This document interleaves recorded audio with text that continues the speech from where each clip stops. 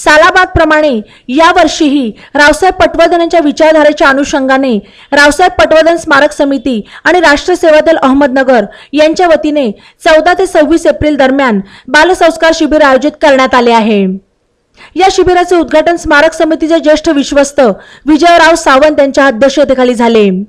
शिबिरातून शिकवले जाणारे संस्कार मूल्य आत्मसात करावेत आणि मोबाईलच्या मोहजाळातून बाहेर काढण्यासाठी मुलांसाठी असे शिबिर नियमित आयोजित केले पाहिजे असे यावेळी बोलताना हेरंब कुलकर्णी म्हणाले। संस्कार मूल्यांबरोबरच स्मरणशक्तीचे विविध खेळ, लेझिम, सूर्यनमस्कार, योगासने, विविध विषय तज्ञांची मार्गदर्शनपर व्याख्याने आणि प्रात्यक्षिक कार्यशाळा, व्यक्तिमत्व विकास, संस्कारक्षम अशा कथामालेच्या माध्यमातून गोष्टी, प्रतिज्ञा आणि संविधानाचे अभिवाचन आणि पथनाट्य प्रशिक्षण इत्यादी बाबींचा या शिबिरात समावेश करण्यात आला आहे।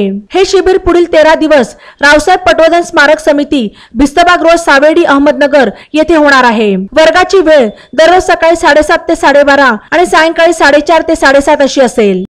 बातम्यांसाठी ई नवा मराठा यूट्यूब चॅनलला सबस्क्राईब करा आणि बेल आयकॉनवर प्रेस करा।